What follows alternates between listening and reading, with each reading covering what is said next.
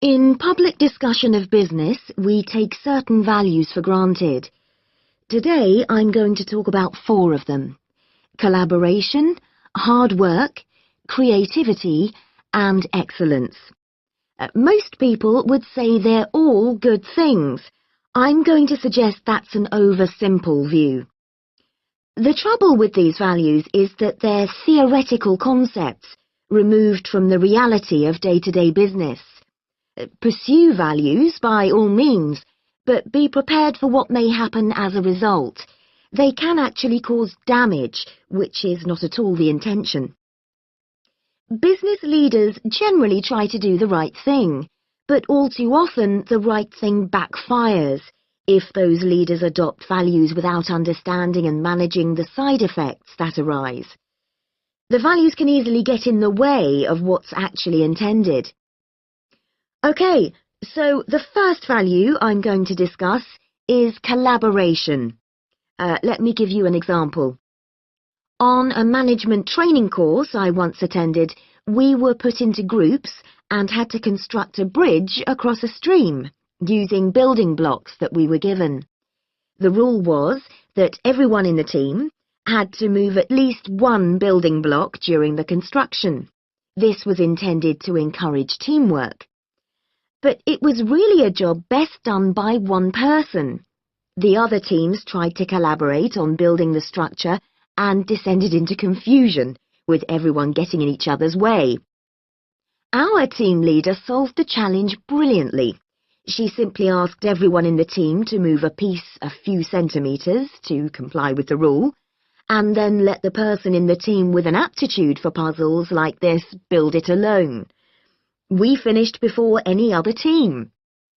My point is that the task wasn't really suited to team working, so why make it one? Teamwork can also lead to inconsistency, a common cause of poor sales. In the case of a smartphone that a certain company launched, one director wanted to target the business market, and another demanded it was aimed at consumers.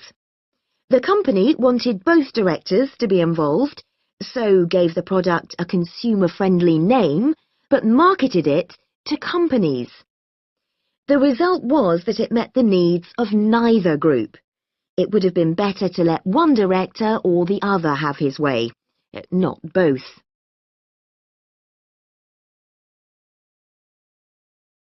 Now, industriousness, or hard work.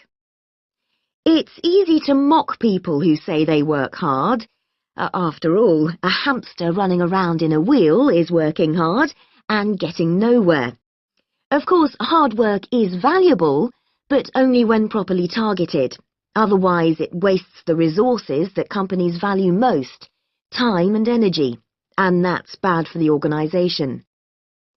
There's a management model that groups people according to 4 criteria: clever, hard-working, stupid, and lazy. Here, lazy means having a rational determination not to carry out unnecessary tasks. It doesn't mean trying to avoid work altogether. Most people display 2 of these characteristics, and the most valuable people are those who are both clever and lazy. They possess intellectual clarity, and they don't rush into making decisions. They come up with solutions to save the time and energy spent by the stupid and hard-working group.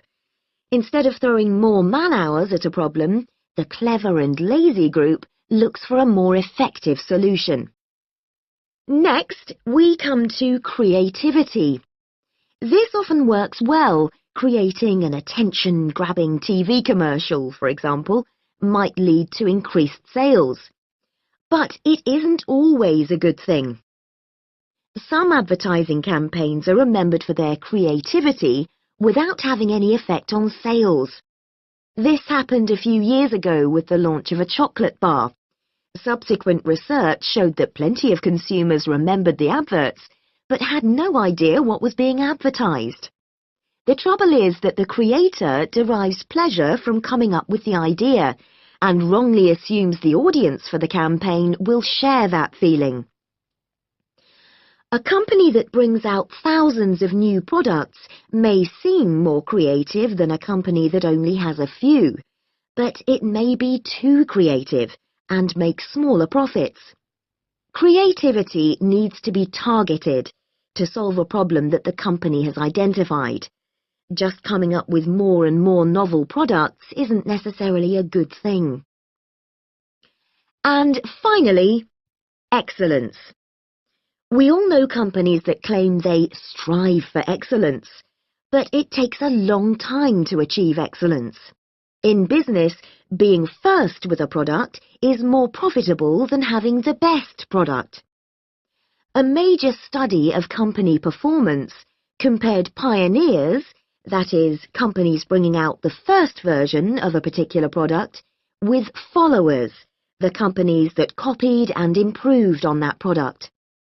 The study found that the pioneers commanded an average market share of 29%, while the followers achieved less than half that, only 13%, even though their product might have been better.